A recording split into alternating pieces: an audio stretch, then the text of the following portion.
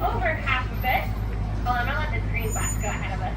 But also, welcome to our birthday party. Do you guys know how old the zoo is? 100, yeah, that's right. So you guys are here at a super exciting time of the year because we are celebrating our centennial. So way back 100 years ago, in 1916, Dr. Huey Weatherford heard the roar of a lion back in Balboa Park. When he heard that roar, that led him on a path that inspired the zoo here today that you see. So in the last 200 years, we've been constantly improving our ways that we care for our animals and leading the fight against extinction and saving species every day. So thanks for being here and being a part of that. Now, in just a moment, we will be traveling over the Sun Plaza, where everybody came in earlier this morning. You're probably already going to recognize this area. But coming up, you're going to see these bright pink birds on our right-hand side. Now, the birds you're going to see, they are the Caribbean flamingo. They're the brightest and the smallest of the 6 flamingo species. Now, we've had a Caribbean flamingo flock here in the Sun Plaza since about the 1950s. We are actually the first zoo to try out such a flamboyant looking welcome party. But many zoos have followed suit ever since. But yeah, you're the first. But another reason why I like to slow down here is because you guys take a look. See how there's walking pathways all surrounding the flamingos? Those walking paths take you down to some of my favorite animals, the gorillas, bonobos, orangutans, and all of those animals have babies right now. So they are very cute and adorable to go watch. So make sure you make your way down to Treehouse Trail. Off to the left, that's where the children's zoo, reptile house, and reptile walk. So a lot of things for you guys to do tonight. Now just head down the hill to a lost forest. I'm just going to take a moment to talk about safety on our bus. So the only rules on our buses are to keep all body parts and personal belongings inside while we're in motion. And you may stand up, especially if you want to get a better view of any of our animals. But if you do so, just keep both feet on the floor and a hand on the railing, and that's about it. So this part of the zoo is called the Lost Forest. So if you guys look around, there's lots of trees surrounding us. So it really does look like you're in the forest. Hi. So one of the reasons it's meant to feel like a rainforest is because that enables our animals to act more naturally. So it mimics their natural habitat. But another reason we have so many trees all around us is because just like our animals, our plants are endangered as well. There's actually more endangered plants in the world than there are animals. So here at the zoo, we work hard to save them from extinction also. Plants are an important part of our ecosystem. Food for a lot of animals, home for a lot of animals. So it's important we work hard to save them because without the plants, we wouldn't have our animals. But coming up on the right-hand side, you're actually going to see an opening in all the trees all around us. We're slowly coming up onto our Malayan tiger exhibit. Do you guys know why tigers have stripes? Because they don't want to be spotted. Yeah, it's a corny joke, I know. But it's true. Has anybody spotted the tiger? So up at the very right-hand corner, very, very top on the ground, one of our tigers is asleep up there. Now here at the zoo, we have 3 tigers. So this is the main tiger enclosure. If you see one tiger here, you'll be looking at Connor. He's about 4 years old. If you see 2 tigers, you'll be looking at Chinta and Barani. And they're about 2 years old. So when you walk through Tiger Trail, you get a chance to view all of the tigers. Now, even though they're not together, we're hoping one day they will be together. We're slowly acclimating them to each other. Now, even though they don't know each other, they are brothers. So Connor, Chinta, and Brownie are brothers. We found their mom and dad using what we call our species survival plan, which is a breeding, our breeding program. It's a computer database, and it's kind of just like online dating for animals. It matches up breeding pairs for us based off of genetics. So we're able to match up genetically the birth pairs, which creates more diversity in the offspring and helps the species survive longer. We do that with a lot of our critically endangered animals. In our 100-year history, we've had over 100 tiger births between the zoo and the safari park,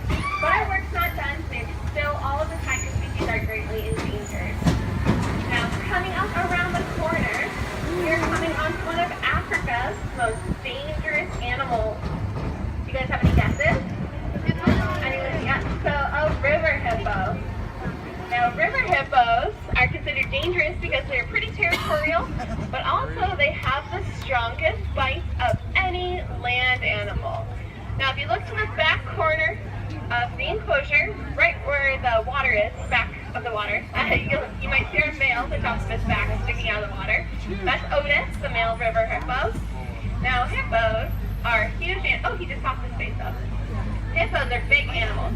So, they spend a lot of time in the water because they're more buoyant. They're really graceful swimmers. They are not so graceful on land.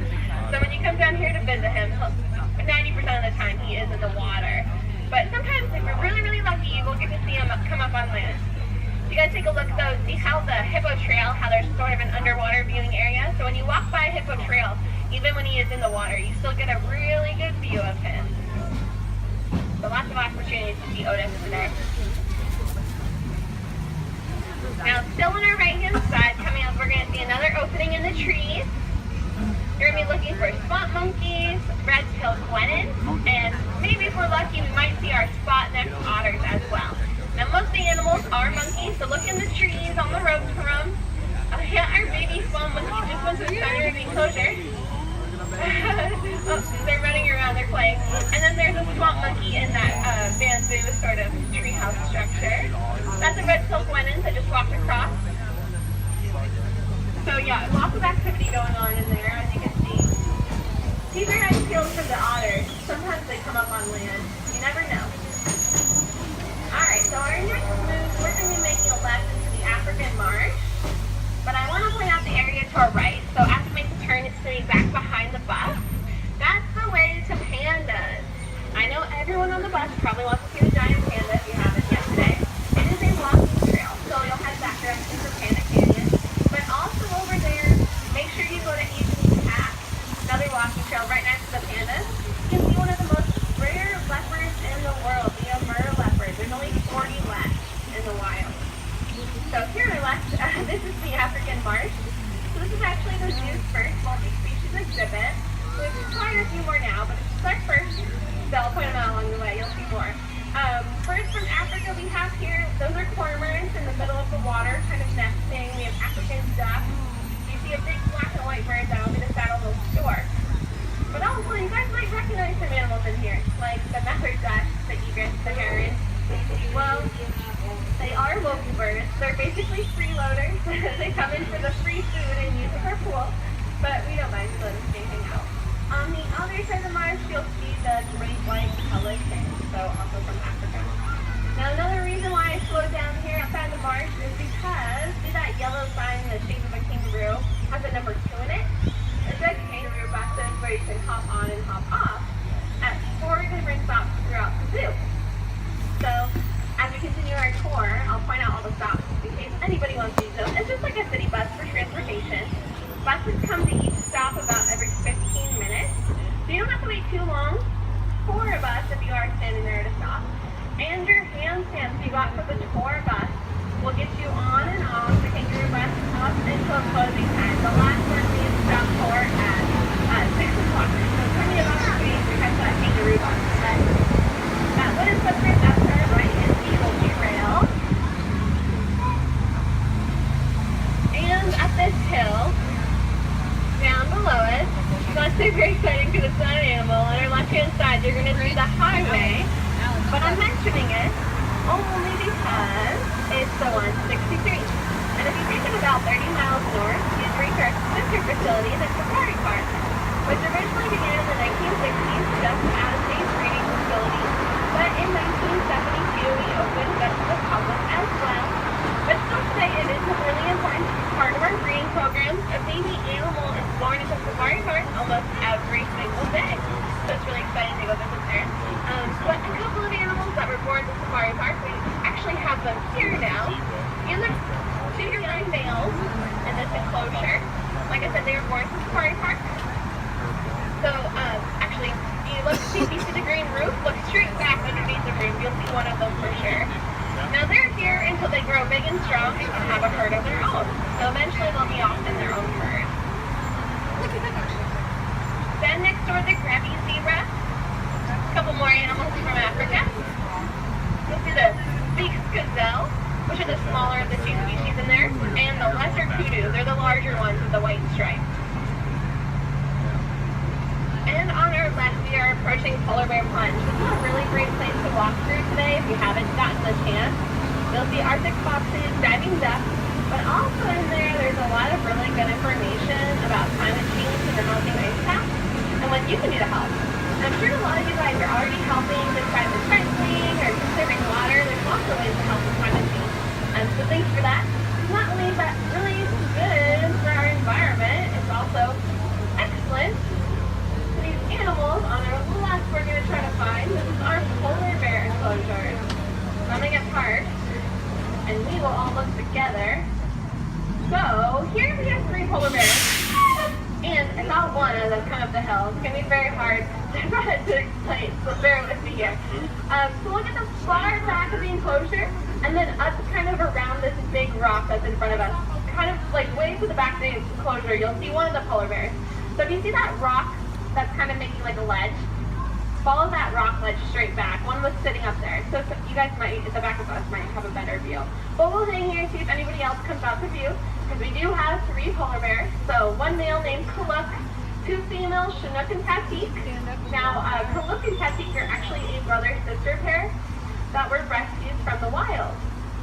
So unfortunately, when they were really, really young, their mom was killed, so they were orphaned. So they weren't able to take care of themselves. That's why we rescued them, brought them here to San Diego. And when people hear that story, they always ask us, how do polar bears from the Arctic live in San Diego? It gets really hot and sunny here. Do you think of polar bears, do you think of snow and cold? Well, this enclosure actually mimics an Arctic summer. So it is kind of like their natural habitat. The water is about 55 degrees, so it's still kind of cold. But probably the best reason as to why they're comfortable here is they keep them on a low-fat diet. So in the wild, it's mostly cold for them. And they eat a high-fat diet mostly in the fields, where they can store up a lot of blubber, and that helps insulate them and keep them warm. Here they don't eat all of that. So you can give them lean meats and lots of veggies, so you'll see lots of carrots around in their enclosure.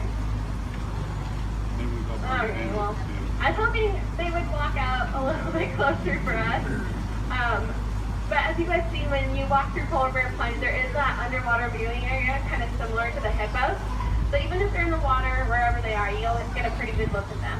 Now, as we go up the hill, we are going to be talking about animals on the right-hand side. But sometimes, if you look over to the polar bear enclosure as we keep going up, you can see from the back side and sometimes get another view. So I'll let you know if I see animals there. But hang on as we go up the hill. Alright. So yeah, back on our right-hand side. That first enclosure we're going to come up to, you're going to want to look under the trees, probably back there in the shade, for our bonka bok. They're a crepuscular species. That means they're more active during dawn and dusk. So during the middle of the day, like it is right now, they tend to just kind of hang out towards the back of the enclosure. They're from southern Africa. Then we have the southern gerenuk. Now the word gerenuk means giraffe-necked in Somali. So as soon as you see them, you'll know why they're nicknamed the giraffe gazelle. They have these big long necks just like giraffes, and they kind of use them for the same purpose too. They reach tall knees. They're from eastern Africa. Then we have a couple of Cuvier gazelles. They're on the left-hand side from northern Africa. Now if you look right across from the Cuvier gazelles, you will see the polar bear. So I see 2 of them. Yeah, so I hope you guys can see that. Then, yeah, the big one is the male Kaluk. Next door to the Cuvier gazelle, the last one up this hill, you're going to see some animals that kind of like warthogs. They're not, but they are in the fish family. They're called Chicoan peccaries. Now, a neat thing about their species, they were actually thought to have gone extinct a long time ago during the Ice Age, but they were rediscovered again in the 1970s, so very recently. So they're still endangered. We're working with conservation efforts for people to try to save them. Up here on the left, and it's going to be going right above us in just a moment, this one end of our Sky Safari ride. It's the aerial tram you see above us. Now, you guys can use this as a mode of transportation today if you'd like, or just for fun. You get pretty good aerial views to do. It's about a 4-minute long ride.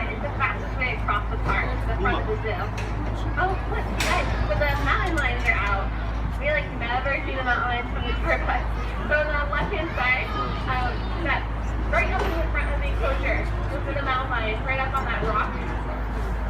That's awesome. Usually during the day, the mountain lions are on the ground in your face, so you can't see them much. That's pretty neat. Very lucky. Also up here, across the street, the mountain lions 40-seater.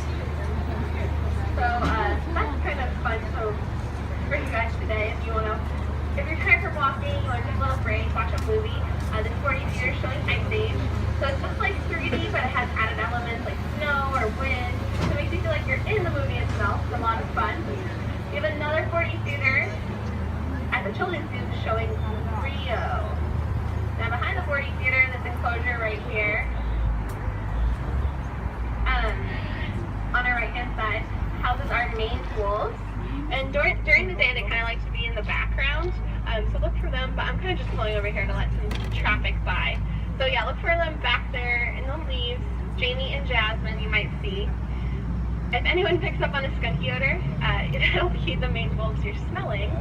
So you might not see them, but you will probably smell them. Behind this is that blue bus. That's a kangaroo bus. You guys can see how it looks just like our tour buses. They're pulling into stop number 3. Alright, so now we're entering Elephant Odyssey. This is a cool part of our zoo because every animal in here is a living representation of an animal that went extinct from California a long time ago. So it's kind of like a living museum, you can say. The first animals we're going to get to take a look at are our African lions.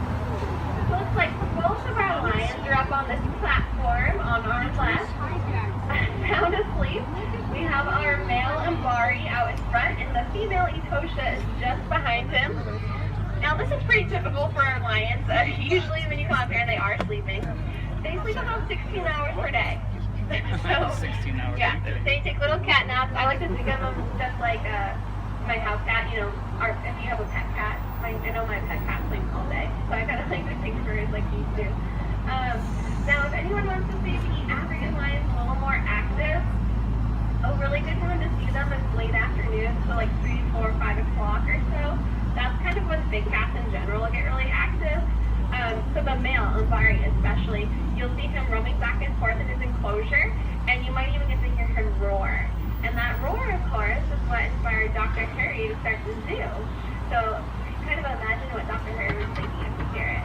Pretty cool. Neat to see. Now, next are the lions. We're going to be coming up to the jaguars. So I'm not sure who's out today. We do have 2 jaguars, but I'm not sure if they're both out today. I know one was out earlier. Okay, so we definitely will see one. I think this is Nandiri, our female. So if you look, so it's going to be up to us, the back of the enclosure, kind of right where the front of the bus is right now. Look diagonally into the enclosure. I think that might be Nandiri, our female. You know, actually, maybe that's Guapo, the male. Jaguars are kind of hard for me to tell apart. Sorry, guys. But we do have 3 jaguars. We have Guapo, the male, Nandiri, a female, and Valerio, a young male. He just turned 1 year old on Saturday. We have a big birthday party for him. So usually when you come up here, you see Valerio and Nandiri in there together. Guapo likes to stay inside, but I think he might be out today because that looks pretty big. So I think that might be Guapo. Just behind the jaguars, you'll see another multi-species exhibit. So if you guys take a look, see how there's kind of like that rock structure making a cave? Look underneath it. You'll see a black-furred animal. That's the Malayan tapir. And right next to the tapir, kind of blends into the enclosure ground. If you look for this like sandy-colored animal, kind of looks like an overgrown guinea pig. It's the world's largest rodent, the capybara. They're letting the kangaroo bus pass by.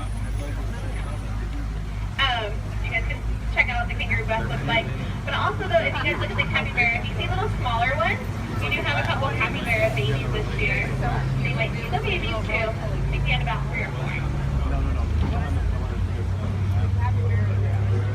And then next door to them, you'll see some animals, kind of like llamas. They're called bonacos. They're basically the wild version of a llama. Yeah, And off in the distance, I know you guys probably already see them, we are coming onto our elephants. So here at the San Diego Zoo, we have a total of 7 elephants. We have 6 females and 1 male. So here's 2 of our females. And then we have both the African and Asian species. Do you guys know how to tell the difference? Any guesses between the 2? You could paint it. So Tess, that was an okay answer, and I'll get into that in a minute. But it's because it's their ears. So that's how you tell the difference between the 2 species, their ears. So if you guys look at the elephant on our right-hand side, she's an African elephant. Look how big her ears are compared to her body size.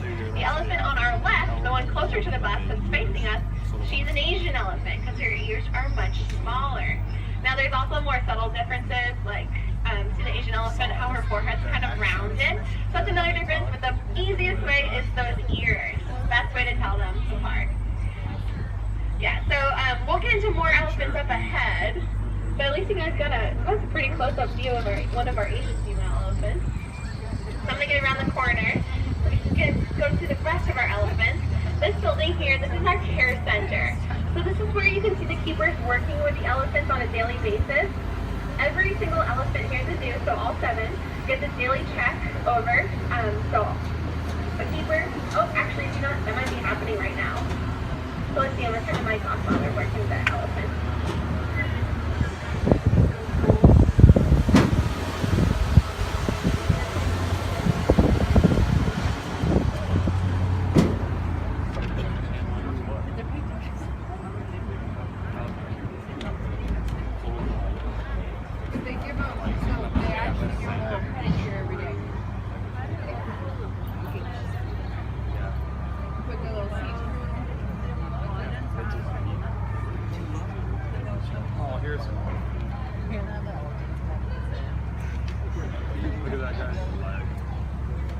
Alright, so I didn't want to talk over the keepers. I'll tell you what's going on in just a second. Because first, look at these cool birds we're driving by. So up in front, that's Stanley the secretary bird. And then diagonally across the enclosure, that's his girlfriend Stella. So these are secretary birds. They're in the raptor category. And then that smaller black and white bird, that's the magpie. The magpie is actually one of those birds that can mimic sounds. So maybe if you guys all say hi, he might say hi back. You want to try it? Hello. Yeah, try saying hi to him. He might say hi back. Hi. Sometimes it works, sometimes it doesn't.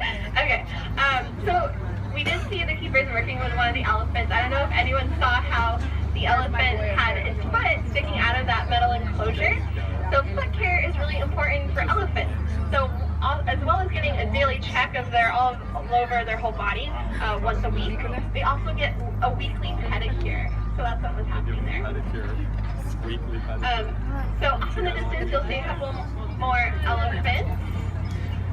So right where the front of the bus is, that's another African female elephant.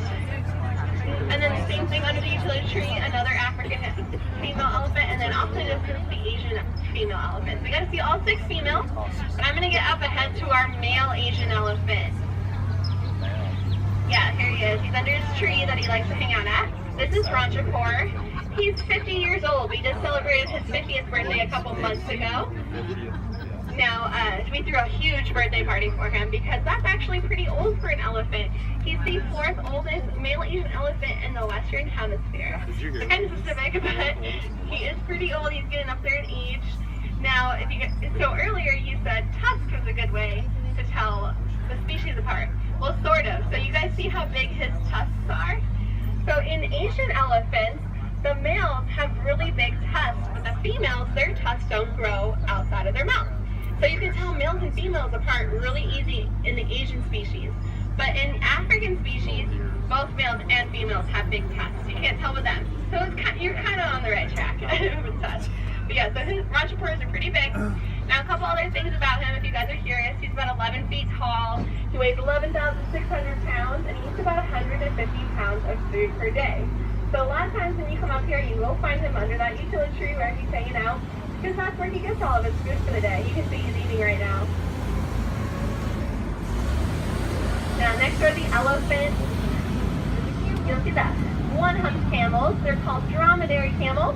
And if you look down the ravine, you'll see a hoofed animal. That's called the prong unicorn, the world's second fastest land animal, only behind the cheetah. And they are native to North America. Okay, so coming up around the corner, oh, look at that, right up in the corner. The California condor is showing off its wingspan. So this is the last animal in Elephant Odyssey, but they're also one of my favorite zoo success stories. That's wrong.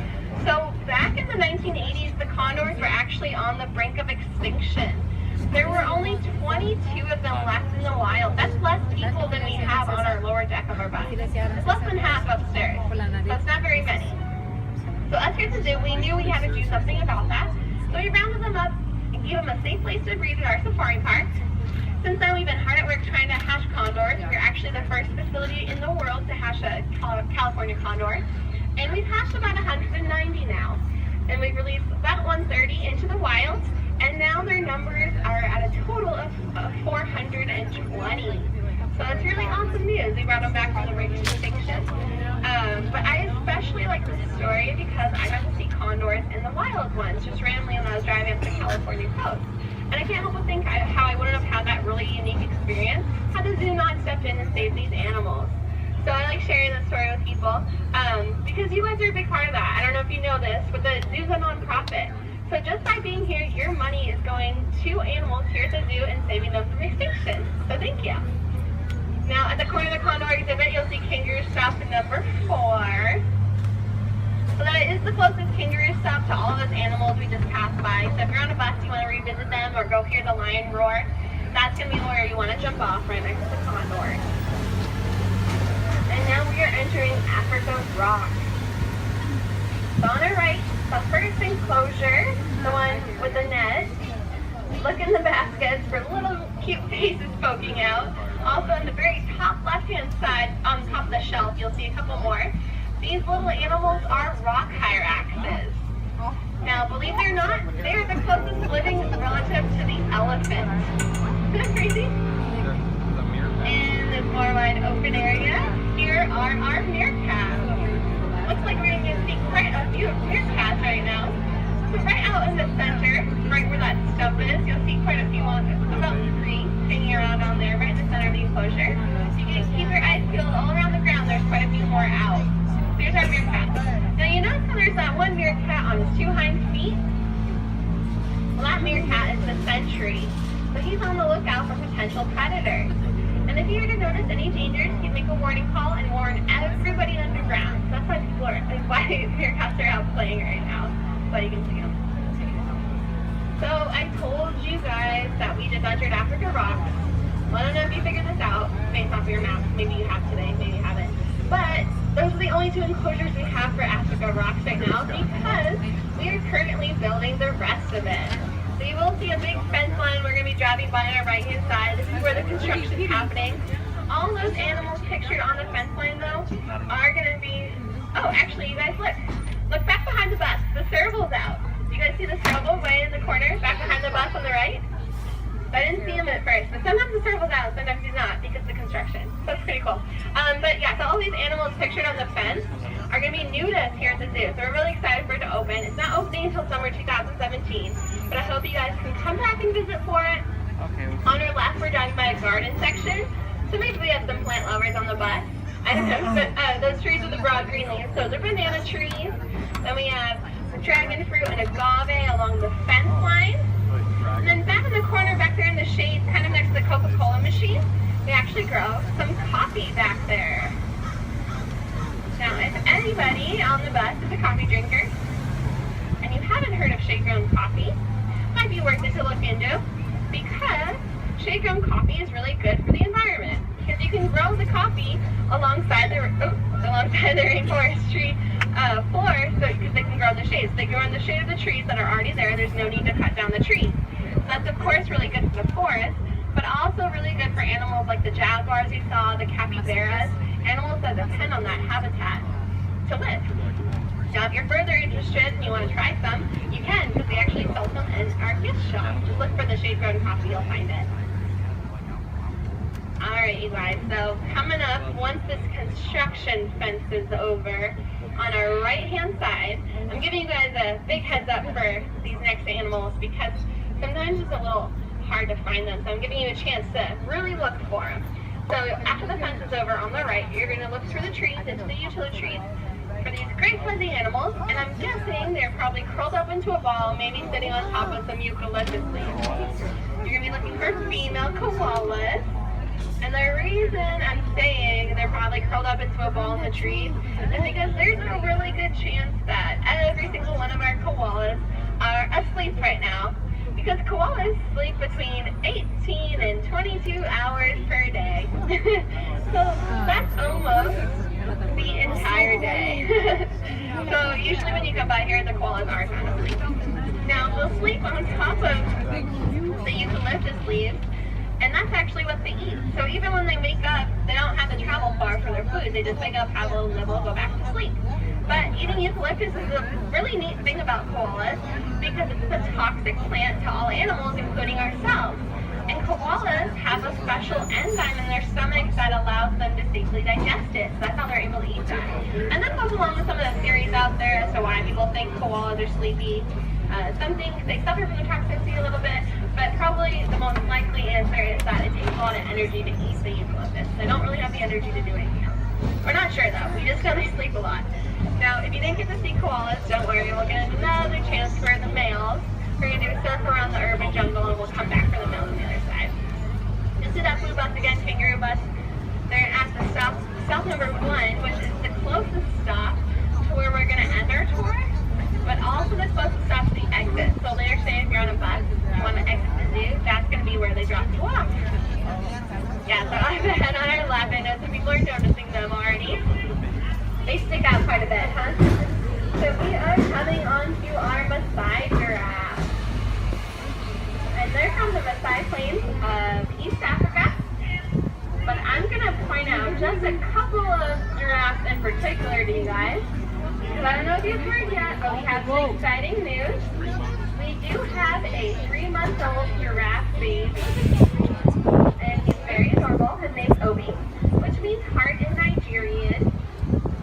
So, oh perfect. This is the 3 I wanted to talk about. This will be easy to explain. So Obi, of course, is the smallest one we're coming up to.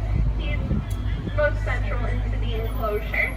Like I said, he's 3 months old. So he was born December 13th. So yesterday was his 3-month birthday. When he was born, he was about 5'3", 117 pounds. Now that might sound like a really big baby to you guys, but he's actually the smallest giraffe baby we've had in about 15 years. Just to the our left, so well his left too, I guess. Just to the left of him, that slightly bigger giraffe, that's his older sister, Domi Bella. She was born last May, so she's about 10 months old. When she was born, she was 6 feet tall. I think she's over 8 feet tall now, so she's growing quite a lot this last year. Now they're half siblings. Their dad is actually that giraffe that's closest to the building, kind of looking at us right now. But he's the tallest one with the darkest spots. He's the one male giraffe. His name is Silver, one adult male. So his name is Silver. He's just under 17 feet tall. So if he were to come and stand up next to our bus, his head would actually come up past our top railing. So he's really big. So maybe Obi will get to be that big. You don't know. Now, when we finish the corner around the urban jungle here, we are coming into a quiet zone, so I'm going to turn the mic off. I'll start talking again once we're out of it. But some animals to look out for. To our right, you'll see our greater one-horned rhino. On the left, Zari the zebra, her best friend Sophia the donkey, red kangaroos, Caribbean flamingos, red river hogs, and when we finish the corner, we might see our cheetah. So I'll be back with you guys in a minute.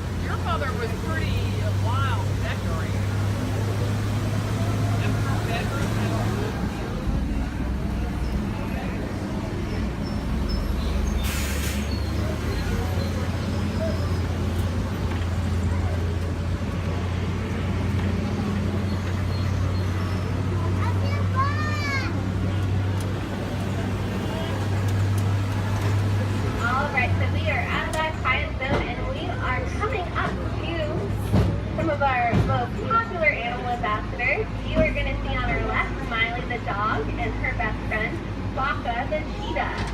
So Miley is kind of parallel right to the front of the bus is right now, and Baka's walking towards her.